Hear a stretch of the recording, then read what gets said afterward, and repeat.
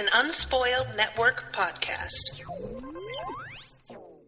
This is Spoil Me, covering Red Sister, chapters 14, 15, 16, 17, and 18. In these chapters, so here comes the fucking priest. This guy, y'all, while I confess I am delighted that he winds up ousted, it worries me that that is the worst possible move. Welcome to Spoil Me.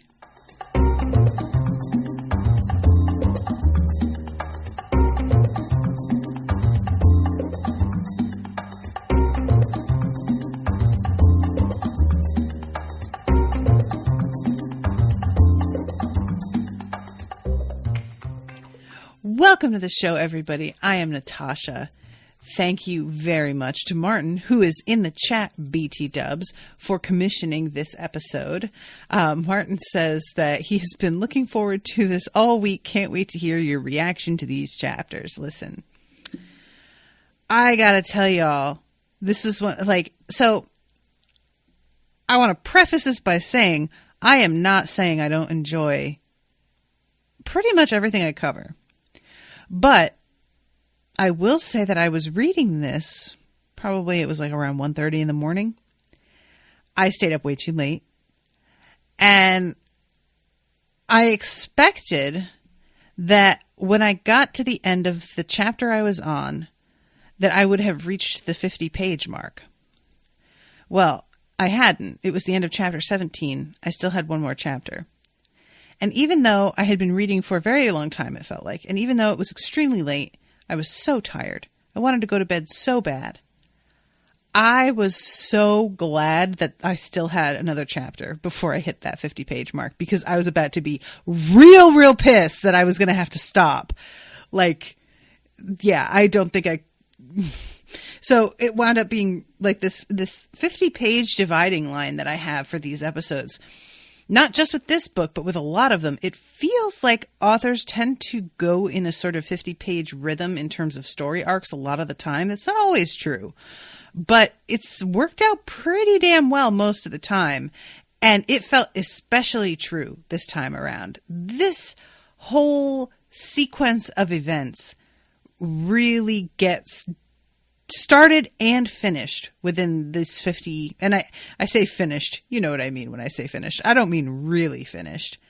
So yeah, let's back it up, because this was an intense few chapters that I was not ready for at all. So chapter 14, we are finishing up the first week of Nona's time in this convent. She's starting to feel at home here.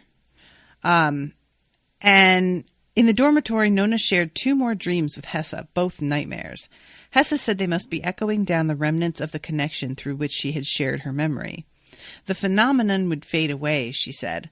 Also, Ketty had a fight with Genna, and both were put on laundry for a week. And to Clara's delight, the abbess's cat urinated on Arabella's habit on 3-day night. Y'all, cat piss is the worst. It's a weird thing because cats, when they're males, are supposed to be the ones who spray, but I have a female cat and she's just a bitch, and she sprays just because she just is angry all the time. So as much as I understand Clara being delighted by this, I feel for Arabella, because that smell is real hard to get out too. So I don't know if that habit's ever really going to be the same. We learn about poisoning class and that they've done potions for blindness and confusion. Ketty spent a day without sight after failing to prevent the poisoner from duping her with the same trick she had just described on the chalkboard. Ooh, insult to injury. That seems cold-blooded. But also, Ketty, what are you doing, girl? Sweetie, honey, get it together. Ruli spent a day in the necessary after whispering too loudly with Genna at the back of the class.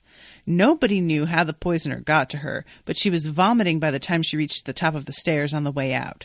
And Jula caught the sharp edge of Apple's tongue for a moment's daydreaming, reduced to tears by a critique of her alchemical failings that had the rest of the class laughing despite themselves. Well, damn, Apple! She a bitch! I'm here for it, though. Like, low-key, that's kind of fun. I really enjoy it. Like, I was thinking as I was reading this about who I would cast for a lot of these characters. And it was sort of a weird thing because I was trying to think of an actress for Apple that really radiates, like, happiness and positivity and would be sort of like a weird foil to what it turns out Mistress Shade, is that how she goes?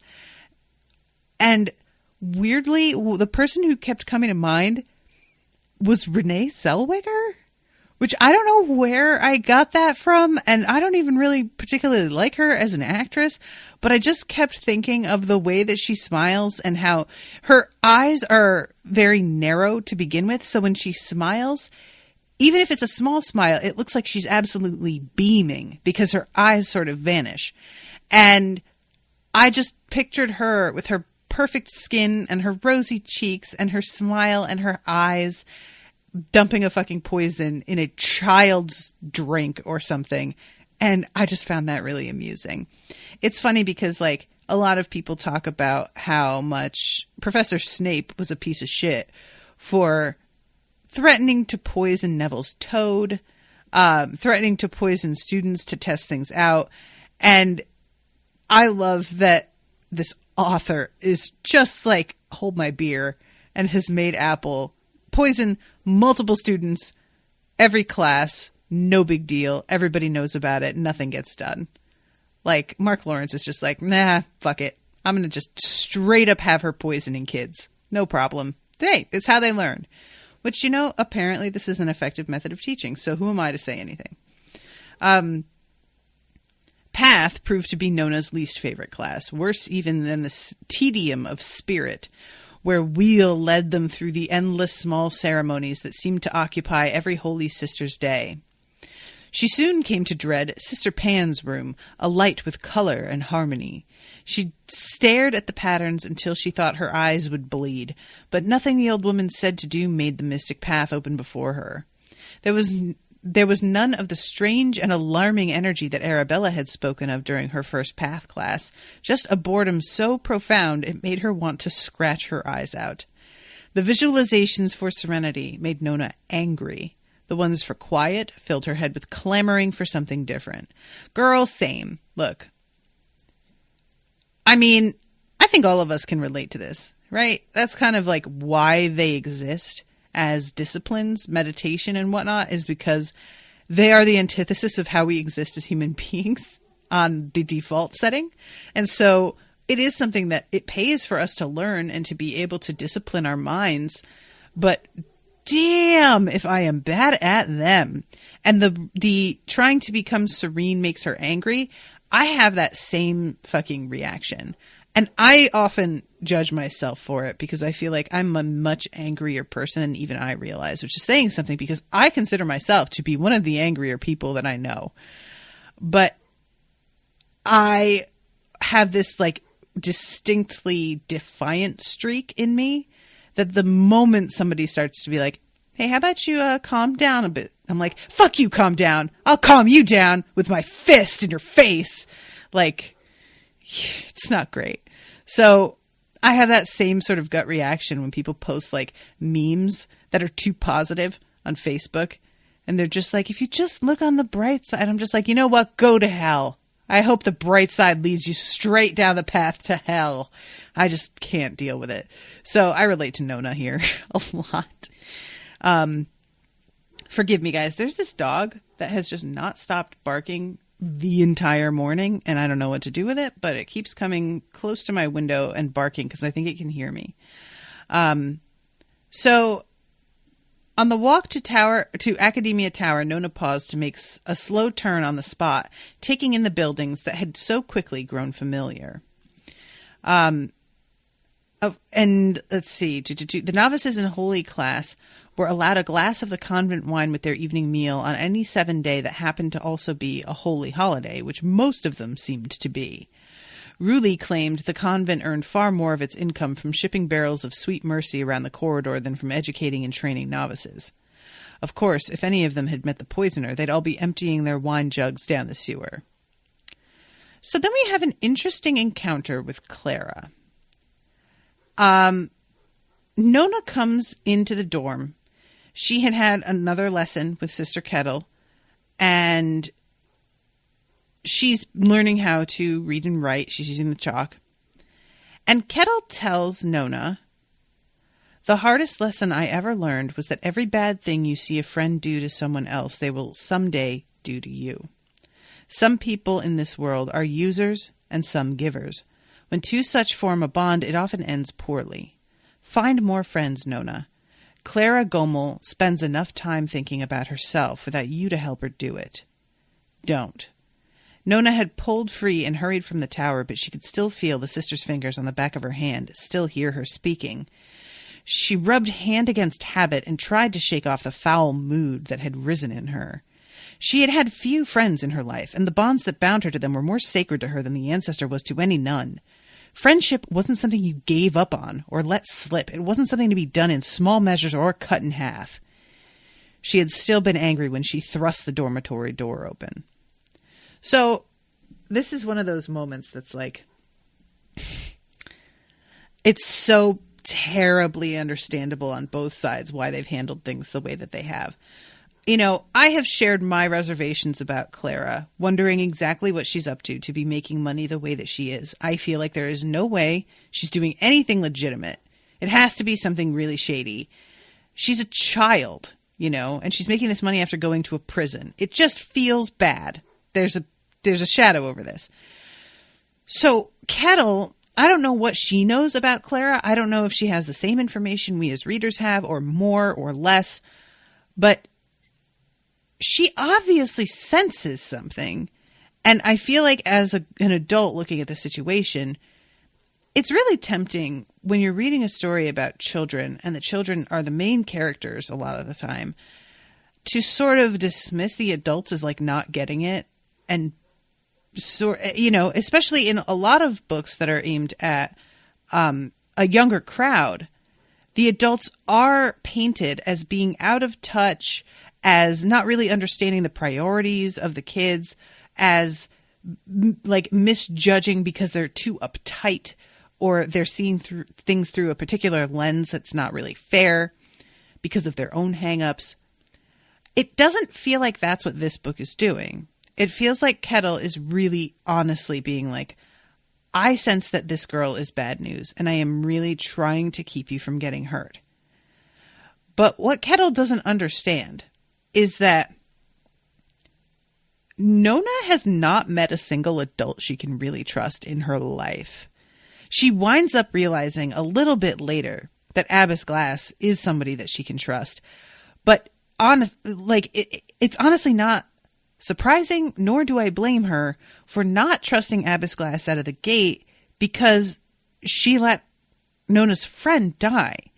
And she says, once she's like being questioned in front of everybody, that really in an ideal situation, she would have found a way to save the other girl as well.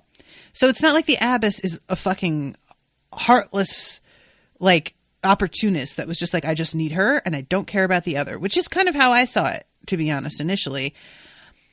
But more that she did the best she could on the spot with no warning to take advantage of a situation that arose in front of her that could have really gone either way, and she kind of got lucky.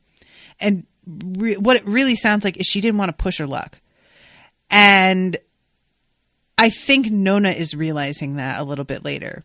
But at this moment, her own parents sold her. The people that took her sold her again. She got sent to this place where the adults really did not look after her at all. She like got basic care, but it wasn't like they were invested in her well-being. And then they were about to allow her friend to die, and when she defended her friend and killed the dude, she wound up being like thrown to the wolves. Nona has not got a great track record of being able to trust people older than herself. She also has never had friends because she has trouble relating to people. So now that she is starting to make actual friends, the surest way to make her not trust you is to imply that her friends don't really deserve her friendship. Nona isn't coming at these friendships from the normal place that a child would if they grew up in a balanced, safe, stable situation. So, yeah, she is going to cling to that. And her saying that, like, the bonds of friendship were more sacred to her than the ancestor to any nun, that feels right. It's the sort of thing that happens when you don't have family that you can rely on. You create family that you care about and can rely on, you hope. And it's really heartbreaking to see her get so defensive so immediately when, as far as I can tell, Kettle is right. It's hard to say for sure, but the sense I'm getting, it points to that she is correct about this. And it sucks because I know people like this who have grown up in really bad situations, and lowering the bar for who can be their friend is 100% what happens, because they so badly want family and people who care about them in their lives that they are willing to put up with a lot of garbage because they are desperate for love and validation. And that attracts, when somebody is that kind of desperate, it attracts users who are aware you will put up with their shit.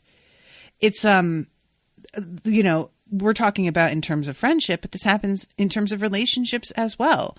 And this is why so many people who come from bad family situations often wind up with a partner who is abusive, because the partner is a predator, and that predator sense knows how to seek out a person who has been through some shit and has lowered standards and, very little self-esteem, and is willing to take a lot of shit for the privilege of being in this relationship. So, yeah, this whole thing is really hard to read because Kettle is right. But if you understand the psychology behind Nona, it's like completely a given that she is not going to hear it, and I'm not looking forward to seeing the fallout of this later. And it seems like she kind of understands a bit further on exactly how she needs to be a little bit more cautious with Clara. But I didn't get the sense that she was like, oh my God, it turns out that Sister Kettle was right. I didn't feel like it quite went that far. We'll talk about that in a second. So she comes into the dormitory, and they're talking, everybody's talking about different things, but there's again a cat that has pissed on somebody's clothes. They're talking about drowning the cat, etc. And I'm not going to lie, my cat pees on so much stuff, and a couple times on things that were important to me. And I thought about maybe just tossing her ass outside and letting her stay there. But what are you going to do? I'm not going to drown her, but So Nona says, is Sister Kettle getting those letters to stick in your head? Her tone held something distant in it. Perhaps her day at the prison had given her bad news this time. She's having more luck with it than Sister Pan is with her stupid path. We need to get her to let us off practice to blade path next time. We do, Clara nodded. She studied Nona as if she were something new to her. Anyway, hurry up and learn to read. You don't want to take up too many of Kettle's 7 days, or the poisoner will not be a happy little poisoner. Why? Nona frowned. You don't know? Really? Oh, come on. And then she gets cut off. So I'll be honest, the first time that I read this, I didn't get what she was saying. And it wasn't until it was mentioned later that Apple and Kettle were sitting really, really close together at the trial that I was like, oh, okay, so it's supposed to be that they're a couple.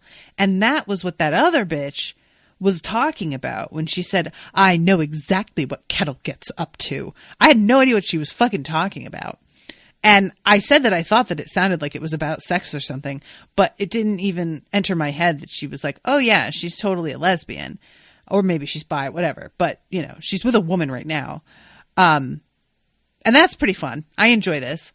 And I enjoy the fact that they are having these two be the ones that like kind of reach out to Nona as well. Well, Apple, maybe not. She is nice outside of class.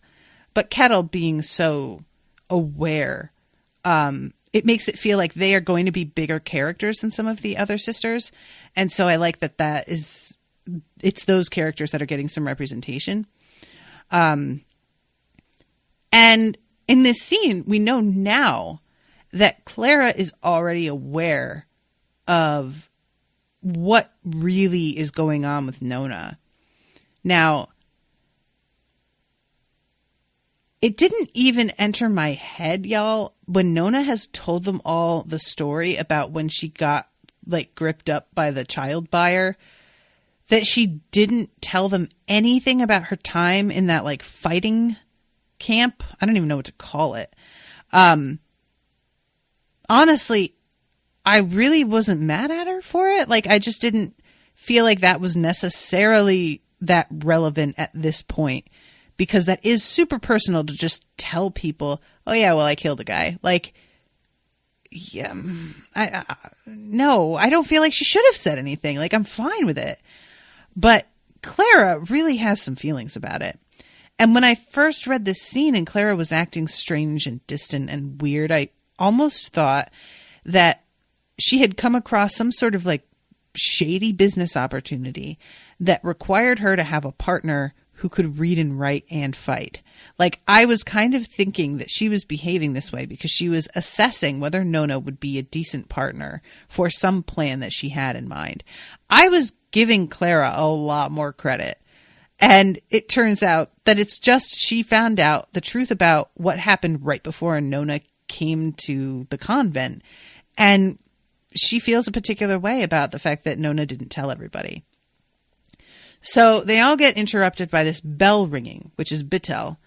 And Clara says something like, ancestors bleed me. We have to get out now. And I don't remember the descriptions of every single bell, but apparently this one is much rarer than the others. So they go outside and they gather in front of Abbess Glass's doors. And everybody is talking about what kind of emergency it could be. They're all thinking like it's a fire or a cave collapsed or something. Well, it turns out, no, it's a visit from the high priest.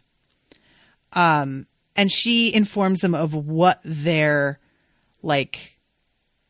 schedule is going to be coming up, but doesn't mention the fact that like, oh yeah, and he's definitely coming here to wreak some havoc because I fucked up. It's just left as a terrible surprise for Nona. And I really hated that she handled it this way. From here on out, I thought she handled it well.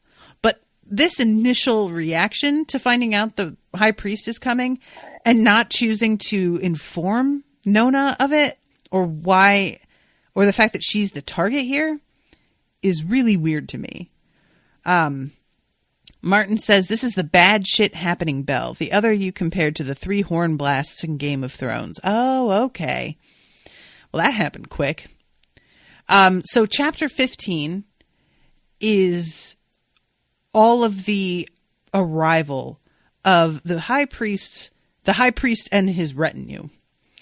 And this is when Clara sort of comes out and says some shit. I really like the way that Nona says it, where she says, she must have been angry at being misled by Nona's story of a mondo in the forest, though that story held more truth in it than the first one Nona had told her. Had she learned about Rayma last 7 day, or just today? Clara had held her anger so well, kept it cold and close, then used it like a blade. Nona hadn't understood that about her friend, but then she understood so little about people. She expected them all to be like her, and found instead that each of them was a mystery. I really liked this. She had honed her anger and used it like a blade. So when these people are coming, Clara says, they're here for you. You know that, right? And Clara says in front of everyone, it was all over town, Nona. You should have told me. Told you what? Jula asked. Nona half killed Raymel Taxis, Thurin Taxis' son, the ring fighter, and when Lano Taxis came up here with a high court judge the other day. So I keep saying that she killed Raymel Taxis, but I guess she didn't. She just beat the shit out of him. But I really wish that she had just killed him, to be honest. And when Lano Taxis came up here with a high court judge the other day, he didn't. Genna from Nona's right. Did he? He did, and Nona nearly cut off 2 of his fingers. It took a Marjal wizard from the academy to save them. Raymel's still under the care of 4 other academy mages. Where did you get a knife? Genna hissed. Nona glanced along the line and saw Arabella staring at her with startling intensity. Why did you attack him? Jula whispered. Nona made no reply. So this ends with Nona's thoughts about the situation, but as far as we know, she doesn't tell them the truth about exactly what went down. And what Abbess Glass winds up saying about what happened is, I guess, all the information that her friends really wind up getting about it, unless Nona decides to tell them more later on. I confess I am extremely interested in Arabella's reactions to Nona. I get the feeling that Arabella wants so much to be the chosen one and knows that she is not. I get the feeling that Arabella is aware Nona is probably the one and is watching her and wondering why the fuck nobody else seems to be watching her and is waiting to see when she's going to get sort of eclipsed for the favored one at this school. And I'll be very interested to keep an eye on this going forward, because there's another moment later when Arabella is having like a very particular reaction to Nona, but we'll get there. So the church folks come into view, and there's a lot of description about what everybody is wearing, the things that they are carrying, the horses that they are on, yada, yada, yada. Sister Knife approaches the high priest with a bow. And I love the detail about him, like, looking at everybody with disapproval. And Nona is looking at the high priest and is like, I fucking know him. And Genna starts to be like, no, you don't. And is really kind of a dick about it. I'm like, Genna, why don't you just pipe down? You don't know shit, bitch. How about you keep your mouth shut and just mind your own damn business? And it turns out this is the priest that she saw in Hessa's memories. And again, guys, I had no idea that this guy was going to survive that rock fall. He's limping here, so evidently that injured him. But I really had hoped that he was fucking dead, and no such luck. So he says that he wants Abbess Glass to come and speak with him and bring the girl. And she starts to be like, what girl? And he's like, shut the fuck up. You know what girl? Don't you play with me right now. And the abbess caves immediately. There isn't even, it says, do not, the high priest said. Nona. Abbess Glass waved her over. There is not even a moment of Abbess Glass pursing her lips, giving him a glance, looking at Nona, huffing to herself. He says, do not. And she immediately calls Nona over and is just like, I guess this is happening. So the high priest tells her this was not well done. And the abbess is like, is this fucking really necessary? And the high priest says, do you truly not understand who Thurin Taxis is? I thought you were clever, Shella, devious even. This makes no sense. You are both to be placed under church arrest pending trial at sunrise. And everybody starts freaking out. And there are these 2 guards that come forward with iron yokes for their arrest. This sounds so fucking uncomfortable, and this is one of those things, guys, like, I am soft. I'm just soft. Like, look at me. I'm literally sitting in the softest robe I've ever worn in my life right now. I am literally soft. My body is soft. Everything about me is just weak and soft. And I have gotten into bed and chosen a position on my comfy mattress with my cozy pillows and my fuzzy blankets, all snuggled up.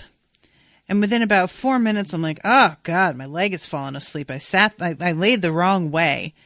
And I turn over immediately because this mild discomfort is really annoying. And if you don't turn over, you can wind up with a neck like I have this morning where you can't quite turn your head in one direction. And that happens just because you slept in your super comfortable bed in slightly a not great position. I cannot imagine what it's like to be in a yoke like this, because it goes around their necks and then it stretches to either side and there are holes for them to put their hands through. So they are basically in like a movable stocks that you would see for people to throw tomatoes at in the center of town, right? So their hands are just like held up and draped. Guys, your hands are going to go to sleep. The things are going to cut into the edges of your wrists. Your hands, if they lose enough of their circulation, will blacken and fall off. Now, granted, that takes a while, but it can happen. It can happen. I hate this so much. And they just wind up having these things, like, it's not like handcuffs. It's just so much worse. So eventually they get brought down to the dungeons and left there while everybody watches in absolute horror at the fact that this is going. He keeps calling Abbess Glass Shella, and she keeps having to be like, that's not my fucking name. Hey, buddy, that isn't my fucking name. Can I remind you that Shella's not my fucking name? She keeps having to say it over and over again. And then being real mad when she calls him Jacob. And he's like, you will call me by my title. Shut the fuck up. Get the fuck out of here. She doesn't have to say shit. You can't even do it for her. These fucking dudes and their audacity. So they go downstairs, and I really enjoy Sister Apple. She says, I shall pray for you both. She didn't seem very upset. Apple is a gray sister. She wears many guises, and she herself would tell you to trust none of them. Only remember that she is your sister, as true to you as you are to the ancestor. Which I'm like, considering Nona isn't really very true to the ancestor, isn't super high praise, but it's fine. I get what she's trying to say. Maybe she isn't trying to say anything. Maybe that's exactly what she meant. She's only as true to you as you are to the ancestor. So, watch out for that.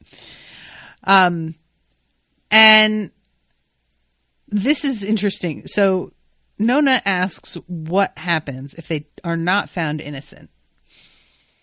Guys, it's not pretty. Abbess Glass is like, I'll have my tongue split, and then I'll be scorched, and then I'll be driven out of the convent, and you'll be put to death. And Nona's like, all right, so how will I be put to death? And she's like, well, silent patience and chaste devotion burn, but in different ways. Which I'm like, what is different ways? I don't like the sound of that. Garen's crag opts for crushing with stones. We drown. Not in my time, but they say the bottom of the sinkhole is thick with bones. Why are you telling me this? Nona might only be 10, but she knew that adults were supposed to comfort children even if all they had to offer was false comfort. So that tomorrow you hold your tongue and let me do what needs to be done without your temper digging us deeper. Why are you helping me? Abbess Glass didn't speak for the longest time, and when she did, all she said was, perhaps because I really do know who Thorin Toxis is. So then we move on to chapter 16. And I really need to start speeding things up because I only have half an hour left to get through some of this major shit. I will say, though, here that I cast, for those of you who have seen Dairy Girls, Sister Michael as Abbess Glass, which is pretty entertaining in my mind's eye, I must say. And if you haven't seen Dairy Girls, what are you even doing? It is so fucking hilarious. Please watch it. It's on Netflix. I think there's 6 episodes per season. It's really short. You will fly through them in a day, and they are a pure delight from start to finish. And it all takes place in a Catholic school in Ireland in the 90s. So lots of vibes from Dairy Girls weirdly echoing through this story, which I find really funny at times. So in the morning, they're brought outside, and they have to go into this huge sort of courtroom. And the high priest is sitting on a dais in this like gilded sort of throne. And at the base of the dais are 4 other what are called archons. I hope I'm saying that correctly. Maybe archons. I'm going to say archons. Just be really sort of basic. And each of them is meant to sort of represent a different type of bloodline. So there's a fat, pale man who's gray and has deep-set eyes and wet lips. Sounds horrible. There's a stern old black woman with a shaved head and a single gold earring who sounds badass. A tall, skinny man who is like basically, he's Eeyore, right? Like, he's just so sad all the time. It's kind of great, honestly. And then there is a solid man who's like, okay, so let's say this. We've got Slytherin, Ravenclaw, Hufflepuff, and Gryffindor. Does that sound right? I don't know. Maybe the guy at the end is Hufflepuff. It's hard to tell yet. But I'm going to say that I'm going to pair each of these people up to a Hogwarts house, and none of you can stop me. And if Mark Lawrence is listening to this, I apologize, but also I don't apologize at all for anything. You're just going to have to sit there and take it. So there it is. This is great because, as it turns out, all of these archons are fucking reasonable, sane people with a brain in their heads, and it makes me very happy. Because I was not sure, like, people in power get fucking poisoned almost every time. And you just can't rely on them to be reasonable human beings after a point. It's just facts. So they're heading inside. Abbess Glass asks Nona if she's scared. And Nona's like, I don't know. I think I'm just mad. And Abbess Glass says, Abbess Glass blinked, shook her head, then smiled. Of course you're scared, Nona. I am. And then she starts talking to her about why this is called Heart Hall. And she says it's named for the ship heart that's kept in a cavern far below our feet. So again with the ship hearts, but we're still not told what it is. It's just said that it's the heat, like the piping and everything, is kept close enough to the ship heart to heat the oil. So it's some sort of energy source. But that's all we get. And the next line is my favorite. Nona let the abbess calm herself, telling her stories. Oh, Nona, bless you a million times. I loved this reaction. She's like, I mean, I was serious when I said I wasn't really sure that I was even scared, but if it makes you feel better to tell me this shit, I guess go ahead. It's fine. I won't stop you. I don't know what Nona gets afraid of other than afraid that her friends are going to get hurt. It doesn't feel like many things scare this girl at all. And that's not necessarily a good thing. I mean, I'm sure it's advantageous in its way, as we see. But, fear is a fucking tool, it's there to warn you about shit. I guess there's also, fear is there to warn you at times when you don't necessarily have the slightest bit of control over the thing it's warning you about. So really, what's the point? And it would be nice if in those situations you could just shut it off.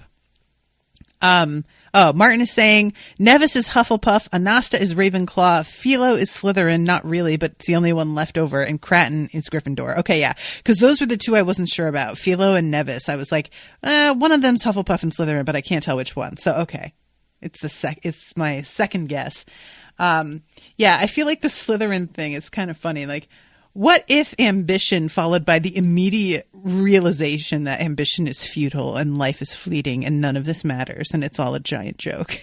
It's like this weird like combination of big picture understanding and then immediate collapse into nihilism. Like, I love it so much. He's my favorite. Honestly, Anasta is awesome, but because he's constantly such a bummer, I just really enjoy him.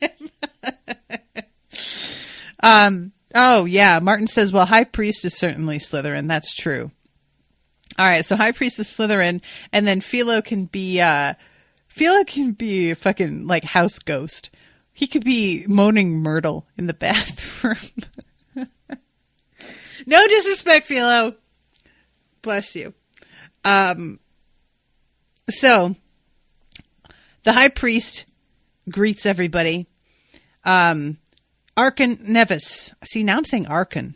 I'm going to say Archon. It sounds more natural. Archon Nevis to bring the gravity of the Garant. Archon Anasta to bring the swiftness and precision of the Hunska.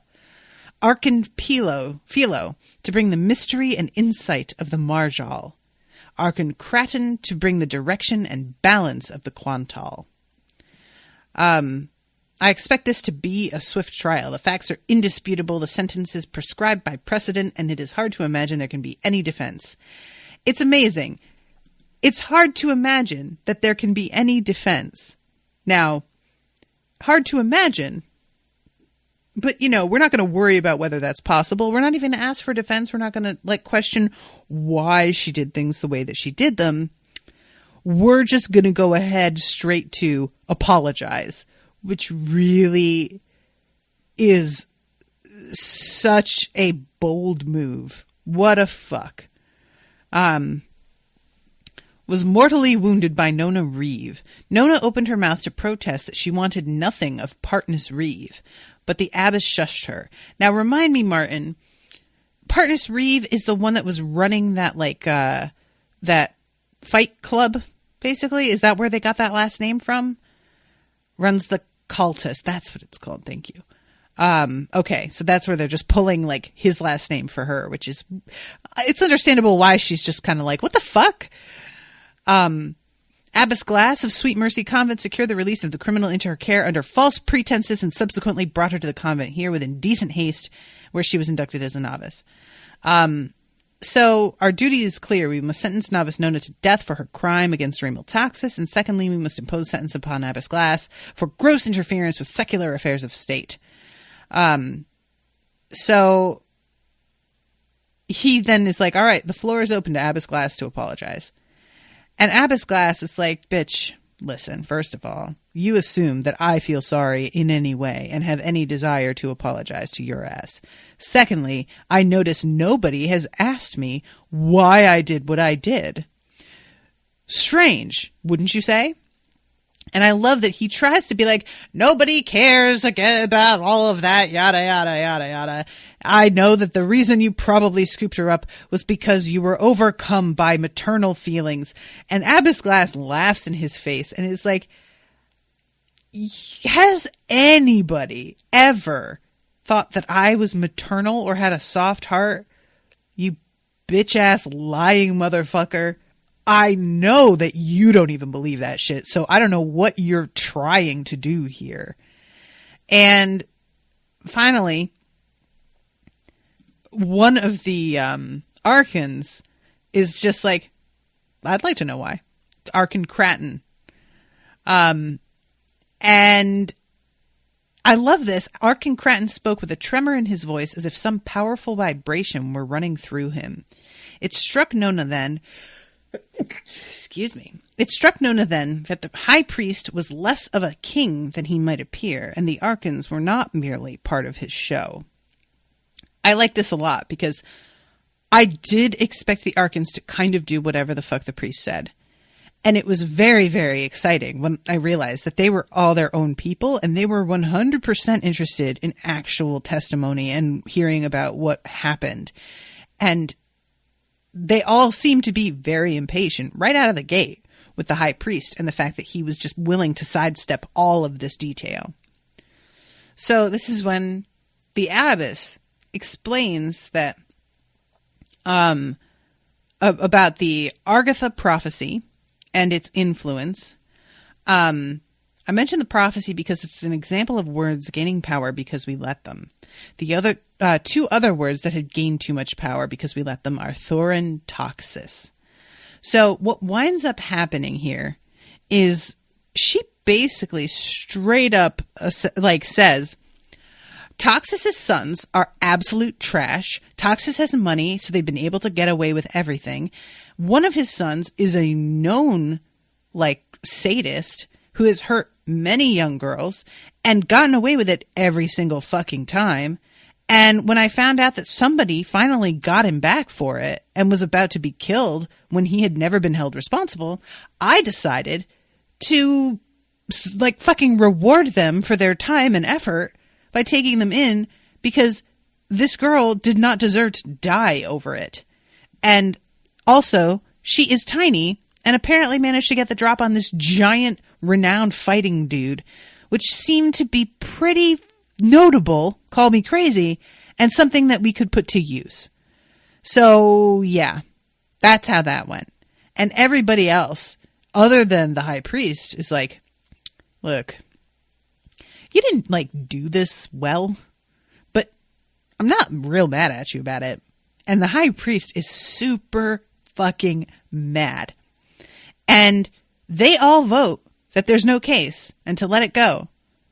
And the fucking high priest steps in and says, overruled, and vetoes their vote, which everybody is just sort of like, wait, can he do that? And it turns out he can do that, but he is high priest at the pleasure of the archons. So they wind up getting him back for this later, because all of them were summoned here under this pretense that there was some horrifying emergency, and were not told the details of the case they were about to hear. And when they arrived and they found out it was this little girl who had been taken after hurting some rich dude's son, none of them were impressed about being summoned the way that they were.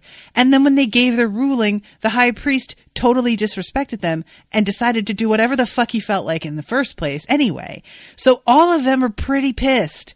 And I love the fact that there is recourse for them. It's just so great. It's very satisfying. But I will say, I feel like this is definitely going to come back and bite all of us in the ass. So this is when Abbess Glass is like, all right, look, I took Nona from the prison because she is the shield. The ancestor told it to me in a vision. And the priest is like, oh, really? So I just overruled them. You know, you're about to get your tongue split in half. And all of a sudden, I saw a vision. Yeah, okay, that fucking super convenient. And I definitely believe you. Go fuck yourself. And the abbess is like, you don't believe me? I'll prove how much I'm telling the truth to you with that test where I hold my hand over a candle. And apparently this is the thing that has precedent. And Anasta says something about how the test of holding your hand over a candle is real superstitious and pretty stupid, but also the prophecy is real superstitious and pretty stupid. So if you're going to believe the prophecy, you may as well believe the candle bullshit too. So, okay, let's do it. And the abbess does it. You all, I don't know what is worse than fire in terms of sheer pain and damage and the worst way to be hurt. Fire is wonderful and gorgeous and mesmerizing and a miracle. And it's also terrifying. And anybody who has been burned at any level whether it be a really bad one that leaves scars and blisters, or a mild one where you just like grabbed your hot coffee cup with your full hand, not realizing that that shit was red hot. That shit takes a while to get over.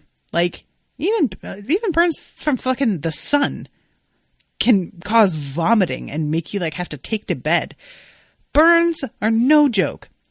And this bitch takes her goddamn hand and holds it over this flame until there is fat from inside her hand dripping into the flames of the candle. Guys, this is so horrifying. It's so horrifying. Oh my God. I hate this so much. Nona could see fats dripping down from the puckered ruin above the candle's flame. It seemed to reach higher now, as if trying to lick her. A cry so awful that Nona would have put her hands to her ears if they were free. Nona saw again the fluid motion with which the abbess's clever hand had caught her image on her work scroll back in Sister Wheel's class. How would those fingers function now? Could they ever draw again? And Nona is screaming at her to move her hand. The high priest is refusing to respect this like test and says, I won't be blackmailed. And Nona just basically runs up and like bashes the table until everything falls off and the table goes flying. And she says, I'll take the shield test, which the shield test was mentioned earlier, but it was mentioned within the same breath that shit is not for a novice. And Nona has literally been here a week. So even calling her a novice is kind of just a formality. And I was really delighted by this because, of course, when it's mentioned that there's a test, I wanted her to take it just out of curiosity.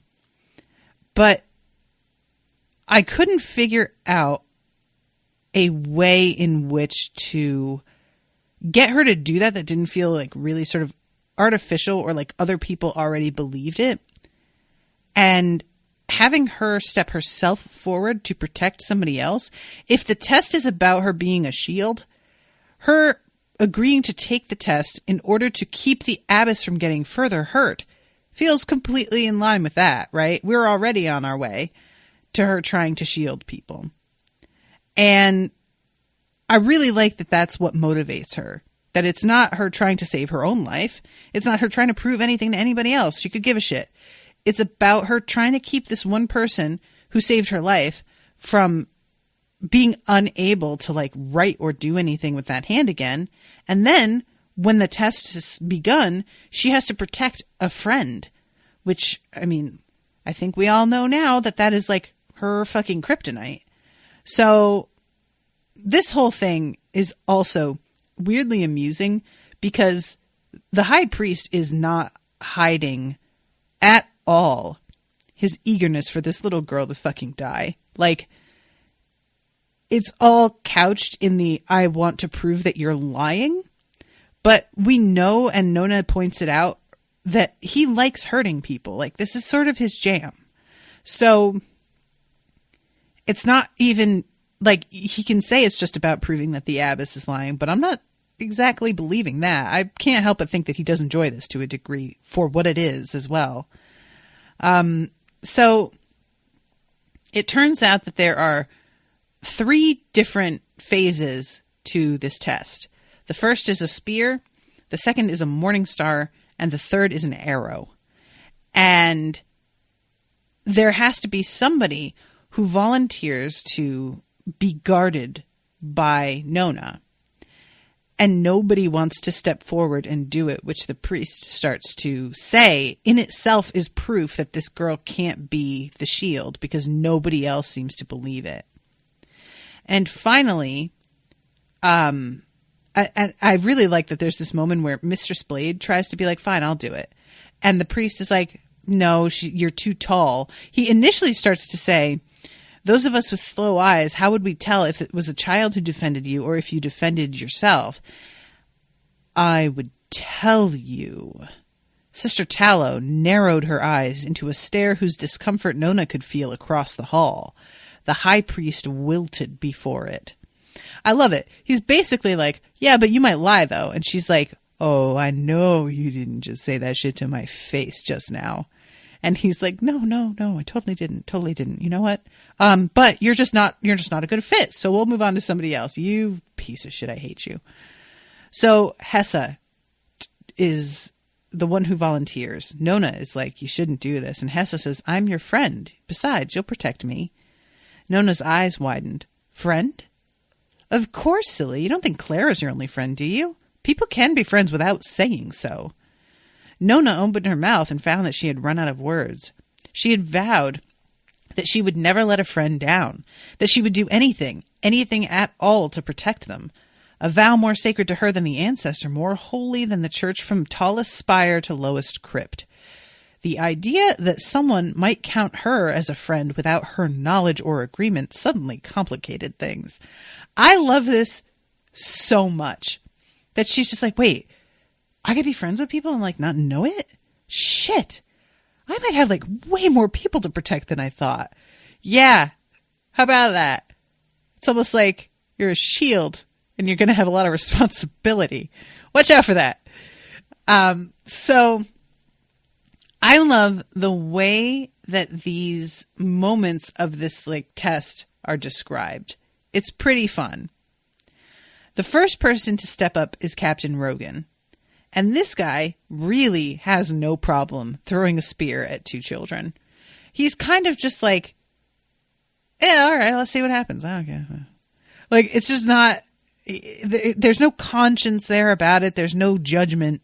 It's just straight up like, well, I wonder if she'll be able to do it.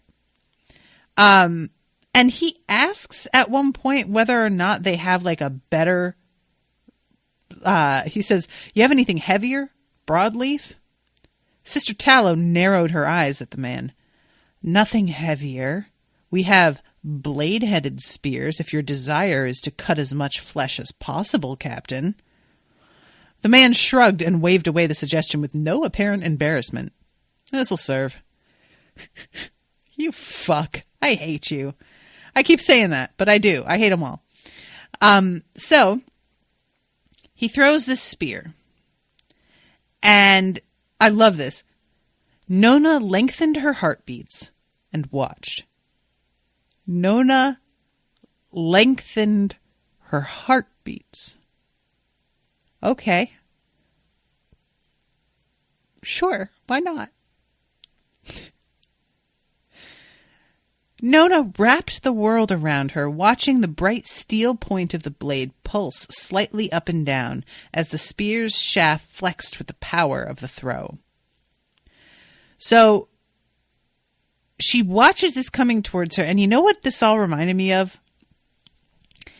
Y'all seen those Sherlock Holmes movies with fucking,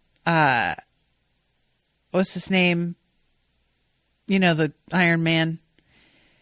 There is this whole thing with him getting in fist fights where he pictures each strike in his head and the way that the person will retaliate and his response. And we get to see each movement done in slow motion as he describes what it is that he's doing. And this is all happening inside his head. And then it jumps to the present in real time, and we see him do those movements in real time where it's like the fucking speed of light. And you know what he did because he just explained it. But watching it, you're just like, holy shit, what? Like, it's like that. So everything here is happening really in the space of a breath.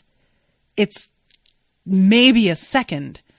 But we get to see Nona explain every single tiny movement and why she makes it and the decision about making this move versus that move and her thinking through in a second why she should do this versus that, or deciding to do this thing and then realizing a little belatedly that maybe that's not going to work out and that she should do something else. And it's really, really interesting. So the first one, the spear, it travels slower. And it's a lot easier for her to just sort of shove it out of the way. She like twists out of the way and pushes it. And she manages to, it says, let's see, the widest part of the blade touched her fingers as it passed. The tickle wouldn't reach her for a while yet, but her muscles had already been primed to push, and with near perfect timing they did, driving her palm against the haft of the sphere. So she shoves it, and the spear continues on. Despite her shoving, it doesn't just like fall to the floor, but it does miss Hessa completely, and everybody starts cheering. And the priest is just like, oh, yeah, okay, so she stopped a spear. Like, that's fucking easy, whatever. I guess this is going to be harder now, so Sister Wheel is the one that is brought up to do the Morning Star. And she does not hold back. She's not trying to, like, throw the game. You know, she's doing what she does. And this one is the first time that Nona really starts to be like, oh, God, this is really fast. Oh, boy, I need to figure this out. Shit, I need to figure this out. I need to figure this out. And it's, like, coming at her. And she's really not entirely sure what she's going to do. So what she winds up doing, which is kind of bonkers, is she holds out one arm, and with the other arm, she slices all of the fabric of the sleeve under her arm with the tips of her fingers.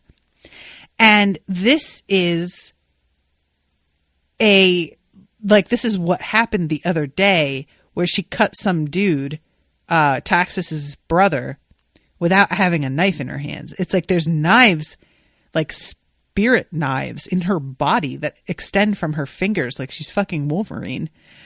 And there's like a flashback here that's real creepy. When she was tiny, Billum Smithson had tried to hurt her. Nona had held her bloody hands out to her mother. This was what was inside him. Okay, that's super unnerving. I don't like that at all. The boy's skin had sliced where she touched him, 4 parallel wounds as if she had invisible blades reaching from her fingers. So she slices open all of this fabric, making a sort of like, it's like one of those bead curtains sort of things. And this, as the star reaches her and like starts to hit these, it says, pass within a breadth of the veins in her wrist and whirred along just beneath her reaching arm where the ribbons of her sleeve had not had time to fall. It swept through them, cutting through whatever opposed it, but tangling other ribbons in the narrow spaces between the blades, winding them up about itself as it flew beneath Nona's elbow. When her finger reached her breastbone, Nona stopped cutting, reversed the thrust of her arm, pushed against the momentum of blood and bone, fingers cupped to scoop up the flap of cloth sliced free before them. So she basically tangles this thing up. But it does cut her when she like grips it up, and it punctures her palm like a tiny hole, but it's still bleeding. And I love that she manages to like stop this thing, but Sister Wheel is way more interested in the fact that she has like exposed her skin. Like, you saved a person's life, but you look really indecent right now. So we're going to focus on that. How about you get some goddamn priorities, Sister Wheel? I'm way over time here. So I'm just going to jump to the last one, which is Nona passes out here. And I have to assume that this is because she is drained from using this ability that she has a couple times in a row, and it's not something that she's used to calling on and doing so many times. But she gets like slapped awake basically to face down the final one, which is the bow. And this guy does have a conscience and really isn't hugely excited about fucking firing an arrow from, by the way, an incredibly powerful, expensive bow at a couple 10-year-old girls. You'll shoot that arrow hard enough to put it through the damn wall, David. The high priest thudded down his staff, though the sand deadened the impact. The ancestor will decide who is worthy of tomorrow. There will be no sin on your hands. Now do it. And he does it, but he like gives out a cry of shame or anger as he lets go. And I was just like, yeah, dude, you should feel this way. Like, I get it. You kind of like feel that you have no choice, but really in the end, we all have choices, and you didn't have to do this. And you like, whether or not he says that there will be sin on your hands or not, you're the one who has to live with that. So maybe think it through more. But he did it. And of course, Nona manages to deflect it enough, but it still goes through her shoulder. She still saves Hessa, but nevertheless, she gets pretty badly injured. So I'm so over time, and I still have to cover 18. But I kind of talked about 18 already, which is that all of these archons are very unimpressed with the high priest, and they all wind up voting for him to vacate his office, that they feel like he's just clearly been bought out by somebody, Toxus, namely, and that he does not respect any of them, and that he doesn't respect his office, and he isn't going to like function the way that he is meant to. So they're just taking him off duty. And he flips shit, unsurprisingly. And Archon Nevis is like, well, you're welcome to take on a diocese in Gellam, where Priest Martu just passed away, and there's an opening. And the high priest is like, you fucking fuck. You think I'm going to that piece of shit backwoods nowhere? I doubt it. And I really enjoy that he doesn't even want to let go of like the staff of office that he has. And Abbess Glass is like, let him take it. It's just a stick. And when she puts it that way, I'm like, well, you know what? All right. And so they have to choose a new one. And I love this. Archon Philo is like, I vote Anasta. And Anasta's like, fuck that. Thanks, but no thanks. And she votes for Nevis.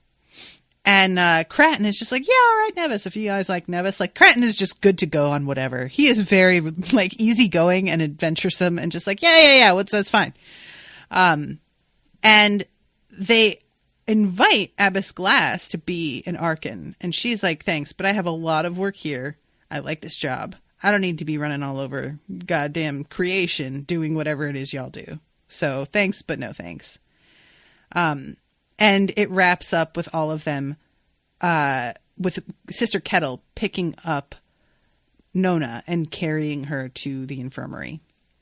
So I really wonder who they're going to choose to fill that spot. Maybe we'll know them. Maybe we won't. We'll see. I don't know if we'll even run into these people again, but fingers crossed, because I rather like them. All right. I'm way over time. I have to wrap up. But thank you very, very much to Martin for commissioning this book. This has been super fun. Martin says, plus Sister Bamf Tallow disarming 3 guards in 1 second flat with her arm in a sling. Oh, that's right. I forgot to mention that, because the fucking high priest tries to be like, arrest these people. And they have to remind the guards, like, buddies, you're supposed to be guarding the high priest, which, just FYI, he ain't the high priest no more. So you might not want to do this. And they all start to do their duty, and Tallow is just like, I don't think so, no. And just disables all of them. It's pretty great. One of them continues to try and like pull his sword, and she looks at him and she's like, you little insignificant child, I have been sword fighting since coming out of the womb. I had a sword in my hand. You don't want to do this. Rethink your life. And the guy's like, yeah, all right. Puts his sword away. All right, guys. Well, thank you all so much for listening. I hope you enjoyed this episode. And hopefully I'll be seeing you soon with a new one. So until then, toodaloo, motherfuckers.